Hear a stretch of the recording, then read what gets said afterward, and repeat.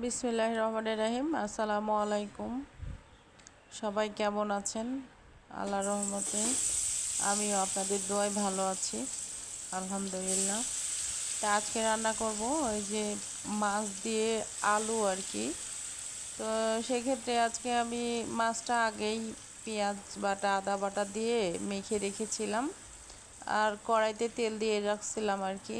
তেলটা গরম হয়ে গেছে, তখন আমি মাখানো মাছটা আর কি দিয়ে দিলাম। মানে আমি পেঁয়াজ রসুন আদা বাটা জিরা বাটা দিয়ে মাছটা সুন্দর করে আগে ধুয়ে রেখেছিলাম, সেটাকেই আমি মশলা দিয়ে মাখায় রাখছিলাম।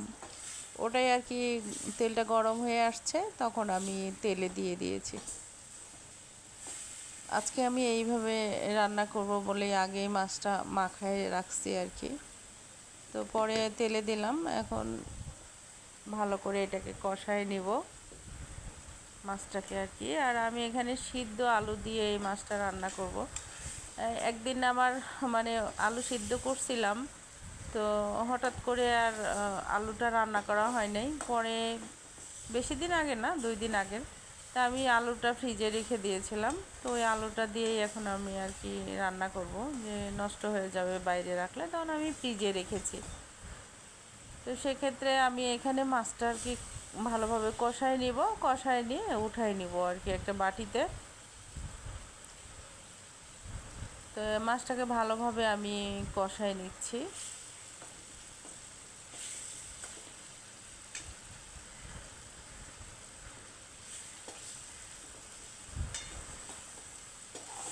তো মাছটা কষা হয়ে গেছে অনেকটাই।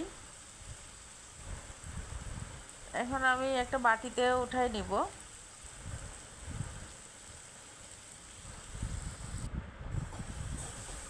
এই তো তো একটা একটা করে আমি বাটিতে উঠাই নিচ্ছি।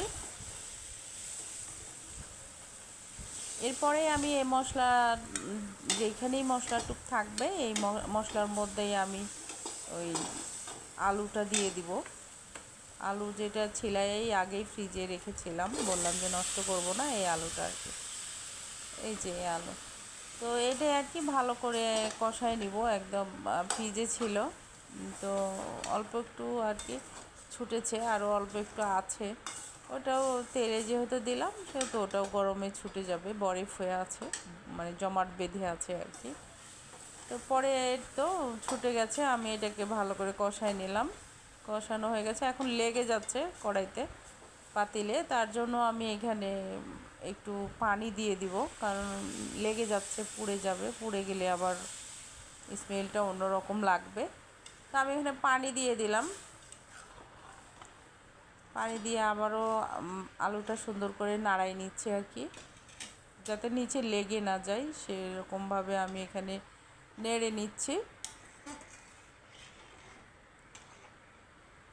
তো এটা ফুটে আসলেই আমি এইখানে যে মাছটা কষায় রেখেছি বা ভেজে রেখেছি, ওই মাছটা এটার মধ্যে দিয়ে দিব। আমাদের এলাকাতে অবশ্য এভাবেও খাই, সেজন্য একটু মনে করলাম যে আমিও একটু চেষ্টা করি, যেহেতু আলু দিয়ে রান্না, তো তাই আর কি। আমি আলুটাও নষ্ট করতে চাইলাম না, সে কারণে আর কি একটু আপনাদের সাথেও শেয়ার করলাম বা রান্না করতেছি আর কি। তো ভাজা মাছটা বা কষানো মাছটা আমি এই আলুটার মধ্যে দিয়ে দিলাম।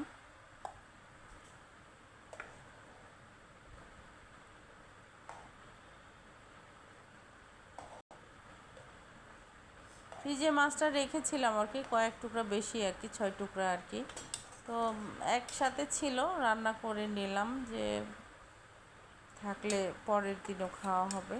এই জন্য, যদিও বা আমার ফ্যামিলি মেম্বার নাই বা কম, এই জন্য মাছের পরিমাণটা একটু বেশি। তো সমস্যা নাই, এটা ফ্রিজে রাখলে পরের দিন আবার খাওয়া যাবে। এই তো আরও 3 টুকরা ছিল, সেখান থেকে সবগুলোই আর কি দিয়ে দিলাম।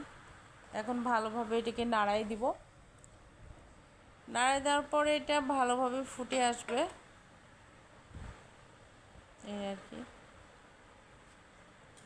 তো অলরেডি আমি একটু পানি দিয়ে সুন্দর করে ছপছপ করে রেখেছিলাম, এখন আমি এটাকে নাড়াই নিচ্ছি বা নাড়াই দিচ্ছি। তা আমরা ফেসবুকে কাজ করতে এসেছি, এখানে কাজ করতে হবে, তবে মন স্থির করতে হবে যে কাজ করলে মানে অ্যাক্টিভ থাকতে হবে এবং রেগুলার ভিডিও দিতে হবে, এবং যার ভিডিও যখনই সামনে আসবে সেটাকেও লাইক কমেন্ট শেয়ার করতে হবে। কারণ কোথাও কোনো জায়গাতেই পরিশ্রম না করলে আল্লাহ কখনোই পারিশ্রমিক দেয় না। তো একটা কাজে লেগে থাকলে ভালো আর কি, তো লেগে থাকতে হবে, কারণ সব কিছুরই তো একটা বিষয় থাকে যে লেগে থাকলেই সেখানে সুফল আসে বা আসবে। ধৈর্য ধরতে হবে, ধৈর্যের তো ফল সবাই বলে মিষ্টি, এটাও সত্য যে মিষ্টি ধৈর্যের ফল।